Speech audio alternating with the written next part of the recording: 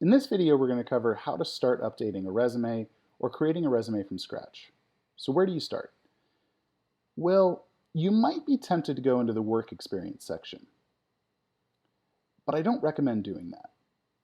Before adding companies and bullets about your experience, I recommend starting by crafting this About section.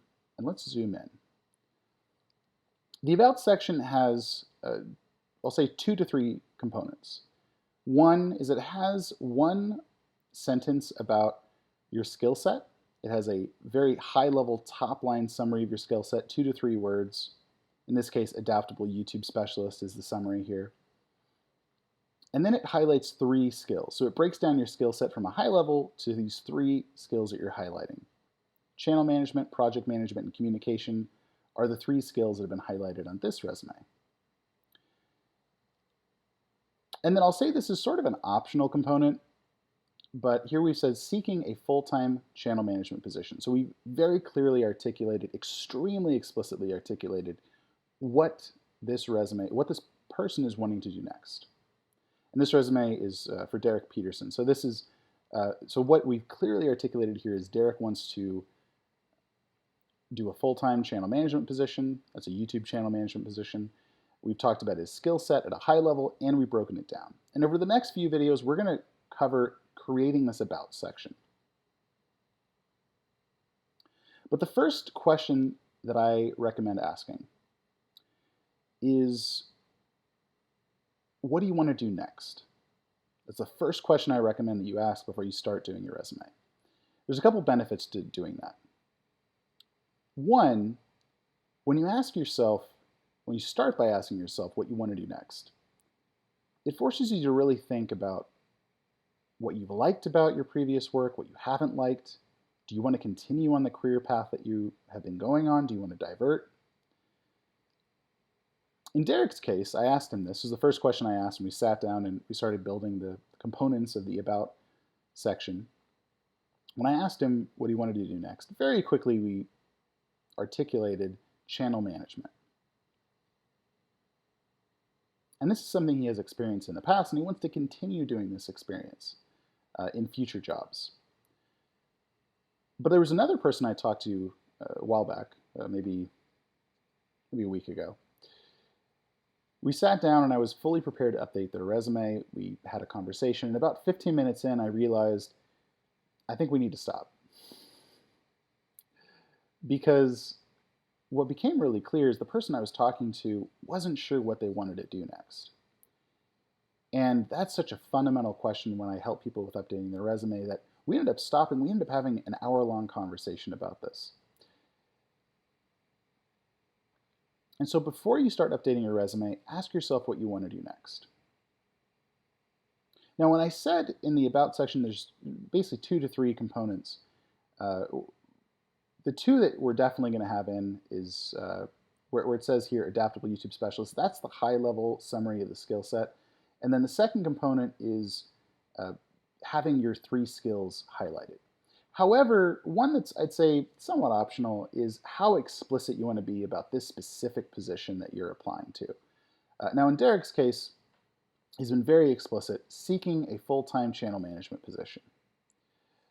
Regardless of whether or not you're that explicit, the resume as a whole should tailor itself to that next position that you're looking to do.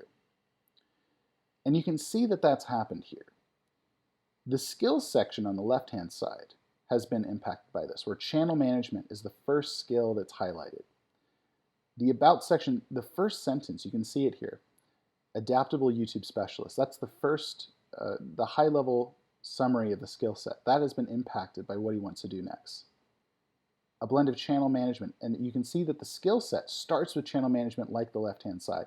So everything is starting to grow from this first question of what do you want to do next. And it's up to you if you want to be really explicit here, like we have seeking a full-time channel management position. Not all resumes are going to be this explicit, but it is helpful.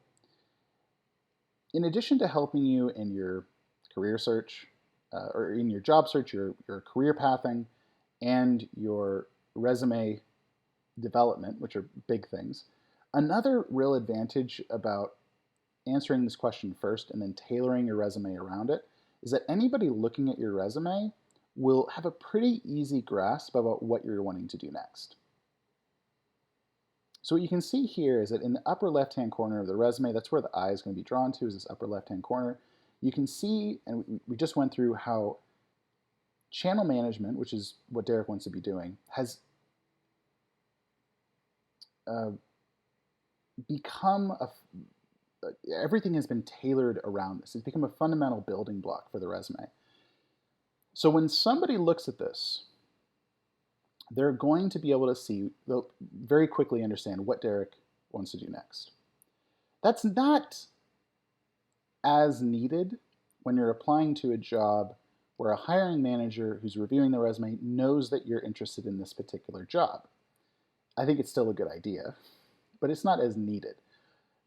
It's really needed, it's really necessary if somebody is looking at your resume that doesn't have that context. So it could be a recruiter stumbling across your resume, or you're shopping the resume across different friends. In these situations, it's really helpful to have this question answered and the resume tailored around it. And if you look at this resume, this particular resume with Derek, because it's so clearly tailored to channel management, which is what he wants to do, anybody who reads this resume is going to get that really quickly. And we've been very explicit in the About section about that.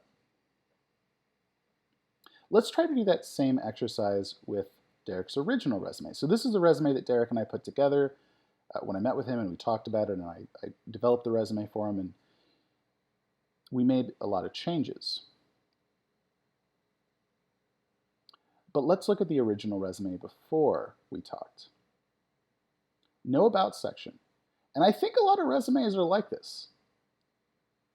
We start straight into the work experience.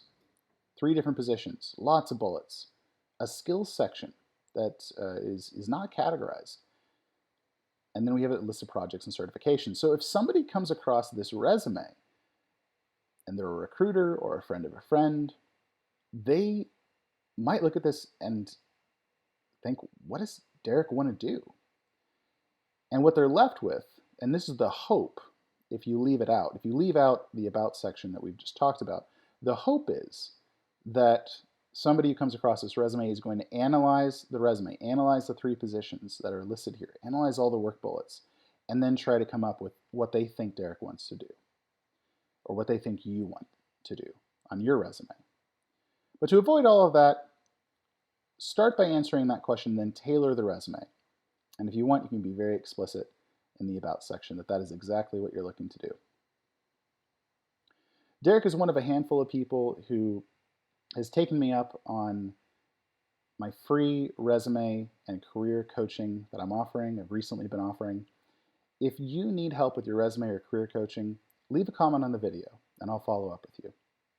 There's more videos to come. In the next video, we're going to start to dive into highlighting skills. We're going to go into really this first line is what the next 2 videos are going to talk about, identifying your quick 2 to 3 word summary of your skill set and highlighting those 3 skills that you want to highlight for this job and on your resume.